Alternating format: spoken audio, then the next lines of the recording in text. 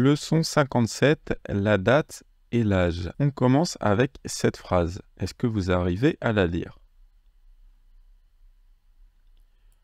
Tomodachi to party o shimasu. Tomodachi to party o shimasu. Party, ça vient tout simplement de l'anglais party et ça veut dire la fête. Passage, vous pouvez voir ce caractère qui est assez rare, voilà, qui s'utilise dans quelques mots importés de l'étranger, le T plus le petit I en katakana, donc ça donne ti, et on l'allonge ici. Donc, party, tomodachi to party o shimasu. Je vais faire une fête avec tes amis, ou on va faire la fête avec tes amis. Rokuji ni party o hajimemasu. Hajimeru, c'est le verbe commencer dans le sens transitif. Alors, qu'est-ce que ça veut dire transitif? C'est qu'il prend un objet. Ici, vous voyez qu'on a un O ici et c'est party O. Donc ça, qu'est-ce que ça veut dire? Ça veut dire on commence la fête. On commence la fête. On commence quelque chose. Et on a l'okujini à 6 heures. Ça, c'est la différence avec hajimaru qu'on avait vu dans une leçon précédente. Voilà, on a une paire transitive, intransitive ici avec hajimeru, hajimaru. Il faut savoir qu'en français, commencer, ça peut être transitif ou intransitif. C'est-à-dire qu'on peut dire ça commence, quelque chose commence, vous voyez, ou je commence à m'y faire, vous voyez, ça peut être du coup intransitif, je commence, mais ça peut être également transitif dans le sens on commence quelque chose. Alors en français, commencer, ça peut être les deux. En japonais, on fait bien la distinction entre le verbe commencer et le verbe commencer de manière intransitive. En français, on a également débuté. Voilà, en français, on peut dire les deux. On peut dire la fête commence à 6 heures ou la fête débute à 6 heures. Débuter, c'est forcément intransitif, mais commencer, ça peut être les deux. Et du coup, remarquez bien que dans la version transitive, on dit party o hajimemasu, ce qu'on traduirait par on commence la fête. Vous voyez, il y a un acteur qui fait commencer la fête. On commence la fête. Alors que si on dit party ga hajima rimasu, on passerait bien par un ga qui indique le sujet, et c'est pour dire la fête commence. Donc voilà, ici on a la différence entre on commence la fête et la fête commence. C'est une différence un petit peu subtile, mais c'est une paire qui revient très souvent. Celle-ci, une paire transitive et intransitive qui revient très souvent. Hajimeru versus hajimaru. Cette phrase, on a ano hito wa dare desu ka. Dare, ça veut dire qui. Qui. Du coup, dare desu ka, ça veut dire c'est qui. Concernant cette personne, c'est qui. Qui est cette personne? Tom-san dayo. C'est Tom. Ici, on a le yo qui vient ajouter un petit peu de force au propos. C'est Tom. C'est Tom. Tom-san dayo. Ano kata wa daigaku no Smith sensei desu. Ici, qu'est-ce qu'on a? On a kata. Alors, vous reconnaissez peut-être le kanji, on l'a vu à plusieurs reprises. On a vu différentes prononciations d'ailleurs. Kata, on l'avait déjà vu pour dire la manière de faire quelque chose. Par exemple, tabe kata, la manière de manger. Et ici, il est utilisé dans le sens personne. Mais, je vous ai marqué entre parenthèses, honorifique. En fait, il faut savoir que le sens est le même que hito, mais c'est utilisé de manière honorifique. Ano kata, ça a le même sens que ano hito. C'est juste plus poli. C'est honorifique. Voilà, on a vu qu'en japonais, on avait souvent des manières honorifiques d'exprimer les idées. Et ensuite, on a Daigaku no Smith sensei desu. C'est le professeur Smith de l'université. C'est le professeur Smith de l'université. Donc cette personne, concernant cette personne, c'est le professeur Smith de l'université. Et là, je vais vous présenter 3 mots du coup qui renvoient à la même chose. On a mono, hito, kata. Ces 3 mots peuvent renvoyer aux personnes. Mono, ça va avoir tendance à être utilisé pour s'abaisser soi-même, c'est-à-dire qu'on va se présenter, on va utiliser mono pour parler de soi-même, pour dire je suis la personne, blablabla. Par exemple, vous entendrez très souvent Saki denwa shita mono, la personne qui vient d'appeler à l'instant. Voilà, mono très utilisé pour parler de vous-même quand vous dites une personne. Hito, c'est le terme, on va dire, général, ça décrit les personnes, ça n'abaisse pas, ça n'élève pas, voilà, c'est le terme, on va dire, neutre. Et on a kata qui élève, donc c'est le terme honorifique. On pourrait dire ano kata wa donata desu ka. Donata, ça veut dire qui de manière honorifique. En fait, c'est l'équivalent du dale qu'on a vu tout à l'heure, mais voilà, en plus poli, en honorifique. Qui nous donne en gros 2 phrases, ano hito wa dare desu ka et ano kata wa donata desu ka. Ici, on a la phrase, si vous voulez, qui est alors polie, hein, vu qu'on a un desu ka, donc elle est polie, mais elle est normale, alors que ici, elle est honorifique. Vous voyez qu'on est monté en cran au-dessus. C'est-à-dire que les 2 phrases sont polies, mais celle-ci est honorifique. Et on a donc changé certains mots. On est passé de hito à kata et de dare à donata. Ano kata wa donata desu ka. Ça, on l'avait vu, hein, en japonais, il y a plusieurs registres de langue. Et ici, la dernière, c'est ce qu'on appelle du japonais honorifique. Christmasu ni party o suru. Christmasu, c'est tout simplement Noël. Ça vient de Christmas, voilà, en anglais. Donc, c'est Noël. Christmasu ni party o suru. Je vais faire une fête à Noël. Je vais faire une fête à Noël. Tanjobi wa itsu desu ka. Tanjobi, ça veut dire l'anniversaire. Tanjobi, ça veut dire l'anniversaire. Vous reconnaissez peut-être d'ailleurs ici le kanji de hi qui veut dire le jour. Alors ici on fait la liaison, du coup ça se prononce bi et ça veut dire le jour, et tanjo littéralement ça veut dire la naissance. Donc l'anniversaire c'est quoi? C'est le jour de la naissance. Tanjobi, l'anniversaire. Wa itsu desu ka? Itsu, je vous rappelle, ça veut dire quand. Quand desu ka, est-ce que c'est? Concernant ton anniversaire, quand est-ce que c'est? C'est quand ton anniversaire? C'est quand ton anniversaire? Sur à quoi on pourrait répondre cette phrase? Est-ce que vous arrivez à lire? Alors là, il y a un petit piège. En fait, on n'a pas appris à lire encore ce mot-là. On a donc déjà Gogatsu. Gogatsu, je vous rappelle, c'est mai, le 5e mois, Gogatsu.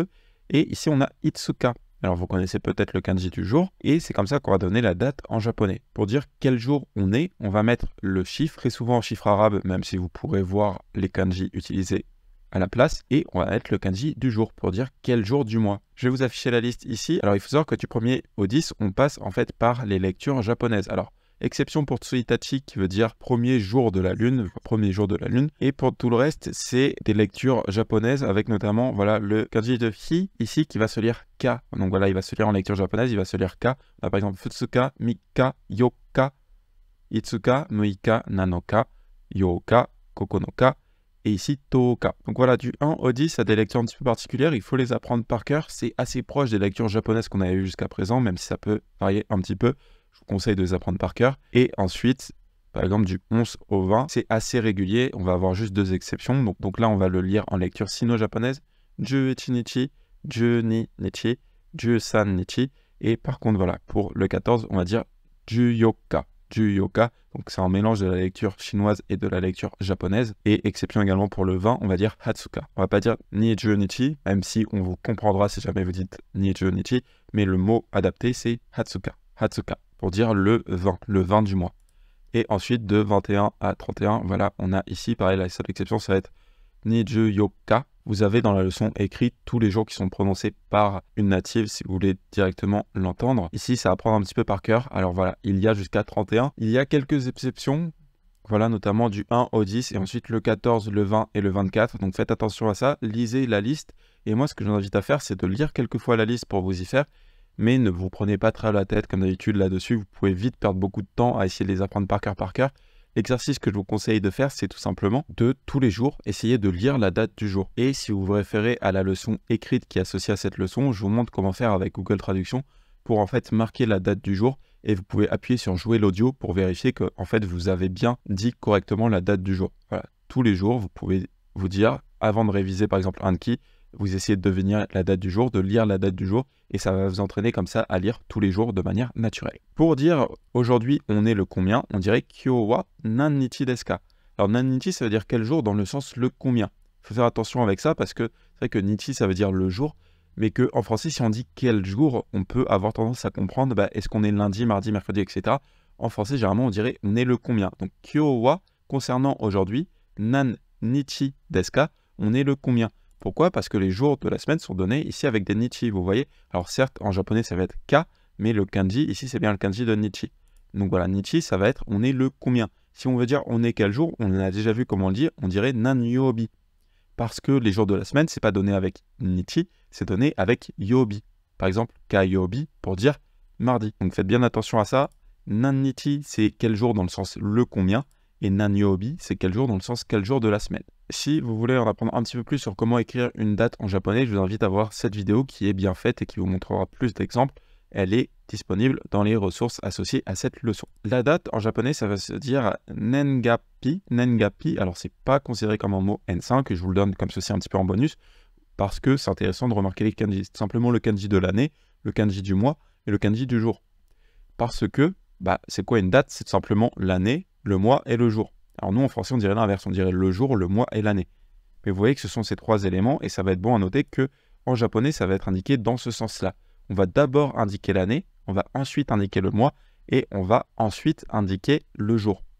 En fait, on va du plus grand vers le plus petit. Ce qui peut paraître un petit peu plus logique, en fait, c'est dans la suite de la logique de ce qu'on avait vu jusqu'à présent en japonais. Par exemple, comment est-ce qu'on qualifiait les noms en japonais? On les qualifiait toujours en avant. Là où nous, en français, on a tendance à qualifier après. Par exemple, on a tendance à dire la langue du Japon. Vous voyez, en français, on va qualifier la langue après. Nihon no kotoba. Vous voyez, on va qualifier kotoba avant. Et du coup, la date suit le même exemple. On va qualifier, par exemple, le mois avant grâce à l'année et on va qualifier le jour avant grâce au mois. Donc par exemple, si je vous donne la date du jour, ça donnerait ici Nisen-23 nen, donc l'année 2023, Juichi Gatsu, le 11e mois, donc c'est novembre, Muika. Donc ici, on a soit Ka, soit Nichi selon la lecture, et ça va être le jour. Nisan Nijusan Nen Juichi Gatsu Muika. L'année 2023, le mois 11, donc novembre, le 6. Donc nous, en français, on dirait l'inverse, on dirait le 6 novembre 2023. Et du coup, en japonais, on va très souvent écrire la date comme ceci, directement avec les kanji, sachant que parfois, on va l'écrire un petit peu, voilà, comme en français, avec seulement les chiffres séparés par des slash. Mais faites bien attention que ici, du coup, le sens est inversé par rapport au français. C'est-à-dire que c'est bien année, mois, jour. Quand il y a les kanji, généralement, on ne se trompe pas parce que voilà, on a bien le kanji du mois et le kanji du jour ici. Mais c'est vrai que quand on le voit directement tout en chiffres, en français, on peut avoir vite fait de se faire avoir là-dessus. Donc, point de vigilance ici. Ici, on ne parle pas du 11 juin, on parle bien du novembre 6, donc du 6 novembre. Et sachez qu'en japonais, on peut également indiquer quel jour c'est, comme ceci, entre parenthèses, en utilisant le premier kanji. Je vous renvoie à la leçon sur les jours de la semaine. Par exemple, Getsu, c'est quoi? Je rappelle, c'est Getsu Yobi pour dire lundi. Donc voilà, le lundi 6 novembre 2023. Il faut savoir également qu'en japonais, il y a un deuxième calendrier qui s'appuie sur les ères du Japon. Je vous invite à aller lire éventuellement l'article Wikipédia là-dessus pour avoir un petit peu plus d'informations. Voilà, il faut savoir qu'en japonais, on a en gros deux systèmes pour compter les années. On a le calendrier grégorien, comme le nôtre, et on a également un calendrier basé sur les ères du Japon qui va être utilisé pour tout ce qui est administratif. Donc notamment dès que vous allez dans les mairies, ce genre de choses, ça va être l'année qui va être utilisée. Alors je vous rassure, dès que vous avez besoin d'utiliser les ères du Japon, vous aurez des tableaux de conversion qui sont mis à disposition. Parce que même les Japonais ne savent pas forcément de tête quelle année grégorienne correspond à quelle ère du Japon. Voilà, dans la vie de tous les jours, on réfléchit vraiment en année grégorienne, donc en même année que nous, c'est le même calendrier que nous. C'est juste dans la vie administrative. Donc par exemple, quand vous allez faire vos papiers à la mairie ou quand vous devez indiquer la date de naissance, ce genre de choses, très souvent, ça sera fait avec les ères du Japon. Faut savoir que dans ce cas-là, il n'y a que l'année qui change, le jour et le mois restent identiques. Si on a cette phrase, on a Tomodachi ni kodomo ga umaremashita. Umaremashita, c'est le verbe umareru qui est passé ici à la forme polie. Donc on passe de umareru à umaremasu et au passé umaremashita. Umareru, ça veut dire naître. Naître. Petite information bonne à savoir, en fait, nous on le traduit par naître. C'est un verbe qui est très utilisé comme ceci, donc on peut le traduire par naître, mais littéralement, c'est le passif de donner naissance.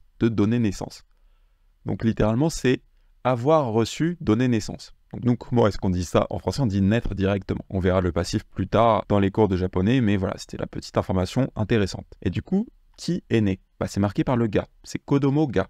Kodomo ga. C'est l'enfant qui est né. C'est l'enfant qui a reçu être donné naissance. Et du coup, on a tomodachi ni. Tomodachi ni. Donc c'est la cible. La cible. Et ça, qu'est-ce que ça veut dire? Ça veut dire de qui? Je vous rappelle que quand on a, voilà, comme ceci, des verbes qui indiquent de la réception, vous voyez que naître, en fait, c'est le fait de recevoir, donner naissance. Eh bien, le ni indique de qui est-ce que l'on reçoit l'action. Donc, un enfant est né d'un ami, d'un de mes amis. Donc nous, comment est-ce qu'on dirait ça en français? On dirait un ami a eu un enfant. Alors vous voyez, c'est extrêmement différent comment on exprime l'idée en français et comment on exprime l'idée en japonais. Littéralement, on dit d'un ami, un enfant est né. D'un ami, un enfant est né. Alors ça ne veut pas dire que vous avez eu un enfant avec un ami, ça veut dire que votre ami a eu un enfant. Un ami a eu un enfant. Littéralement, un enfant est né d'un ami. Et ici, on a bien du coup le tomodachi ni, donc la cible, c'est bien le ni. Pourquoi? Parce que umareru, ça veut dire naître, mais comme je vous ai expliqué, naître en fait c'est de la réception, surtout en japonais, ça vient vraiment à la base du verbe umu, qui veut dire donner naissance, et du coup umareru, c'est recevoir, donner naissance. Donc un enfant a reçu, donner naissance, qu'est-ce que ça veut dire? Ça veut dire un enfant est né, et du coup le ni nous indique de qui est-ce qu'il a reçu l'action, être donné naissance. Donc tomodachi ni. Donc vous voyez que nous en français on dirait très certainement un ami a donné naissance à un enfant, donc on dirait que l'ami est le sujet, mais ce n'est pas le cas. On dirait vraiment, là, si on se rapproche du japonais, un enfant est né d'un ami. Un enfant est né d'un ami.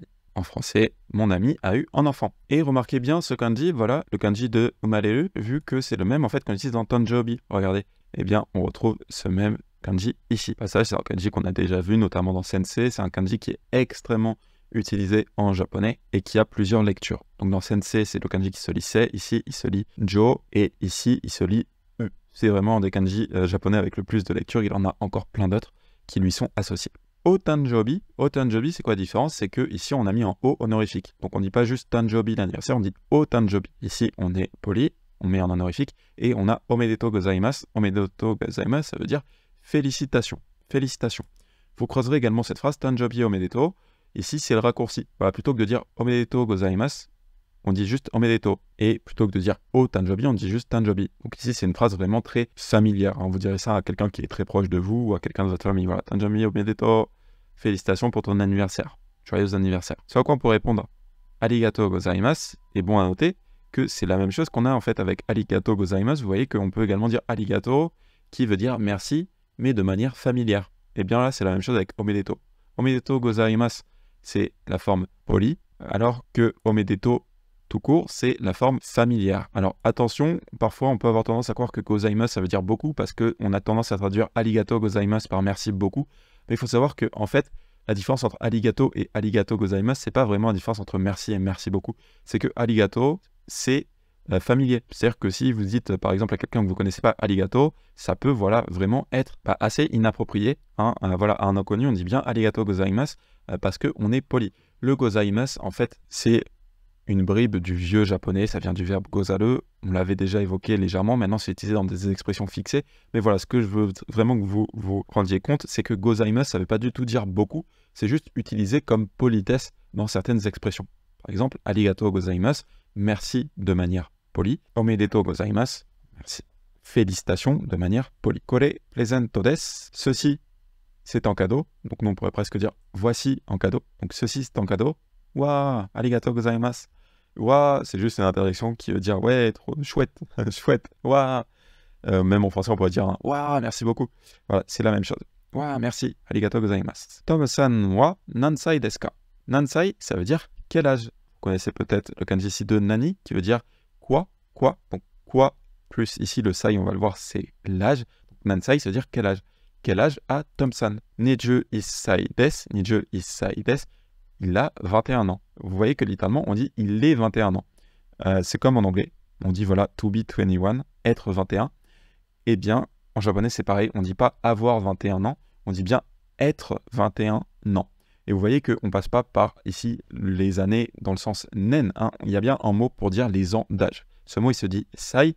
Ça, c'est le kanji qui est utilisé normalement, sachant que il y a un deuxième kanji plus simple qui se lit de la même manière, qui se lit sai également, et qui est à l'heure actuelle un petit peu plus utilisé parce qu'il est plus facile.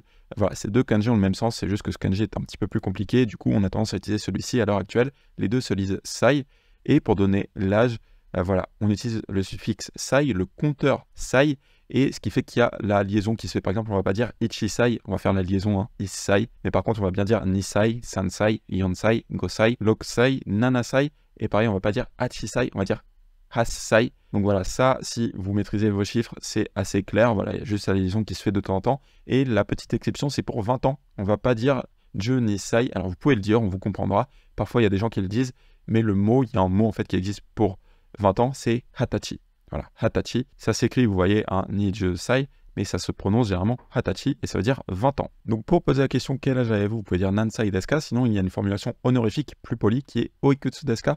Vous vous rappelez peut-être de Ikutsu qui veut dire combien. Donc vous mettez en O devant pour dire, voilà, vous mettez de l'honneur sur le combien et vous dites Oikutsu desu ka. Donc littéralement, combien c'est, ça peut faire un petit peu bizarre en français, mais en fait, par implication, c'est compris que vous demandez l'âge. Donc Oikutsu desu ka, ça veut dire quel âge avez-vous? C'est une manière plus polie, c'est une manière honorifique de dire, voilà, Nansai desu ka, ça serait Oikutsu desu ka. Oto-san wa Oikutsu desu ka? Concernant votre petit frère, quel âge a-t-il? Quel âge a votre petit frère? 15 desu, il a 15 ans. C'est 15 ans, mais nous on dirait du coup, il a 15 ans. C'était la leçon 57 sur la date et l'âge. Alors on a vu pas mal d'expressions qui dépendaient du niveau de langue. On a vu voilà le niveau classique et on a vu pas mal de japonais honorifiques. Je sais que ça peut un petit peu perturber quand on est débutant en japonais. Je vous rassure, vous n'avez pas à les utiliser vous-même pour le moment. C'est juste bon de savoir que ça existe parce qu'il y a des chances que si quelqu'un vous parle en japonais, que c'est la première fois que vous parlez en japonais, il utilise voilà, ces mots honorifiques parce que c'est vraiment très ancré dans la culture que quand vous ne connaissez pas quelqu'un, vous parlez au début avec un niveau de langue élevé. Ensuite, on a vu la date en japonais. Ce qu'il faut vraiment retenir, c'est que l'ordre, c'est année, mois, jour. Voilà, c'est pas comme le français, c'est vraiment année, mois, jour. Et les jours du mois, donc voilà, on a vu de 1 à 31. il y avait pas mal de petites exceptions. Si vous connaissez les chiffres, ça devrait rentrer assez vite, mais globalement, voilà, c'est du par cœur. Et l'exercice que je vous invite à faire, c'est tout simplement tous les jours, avant de faire vos révisions de japonais, essayez de lire la date du jour en japonais. Vous pouvez vérifier avec Google Traduction. En fait, il vous suffit de faire comme ça, de vous rendre sur Google Traduction, de marquer voilà, les kanji de l'année, du mois et du jour, et vous changez la date pour la date du jour. Donc là, vous essayez de la lire, et quand vous avez donné votre réponse, vous pouvez écouter ici en appuyant sur le speaker. 2023年11月6日 Certes, c'est une voix robotique, mais au moins ça vous donne la réponse et vous pouvez vérifier comme ça la date du jour. Vous faites ça tous les jours et ça va vous permettre d'acquérir naturellement les jours du mois. C'était la leçon 57 sur la date et l'âge.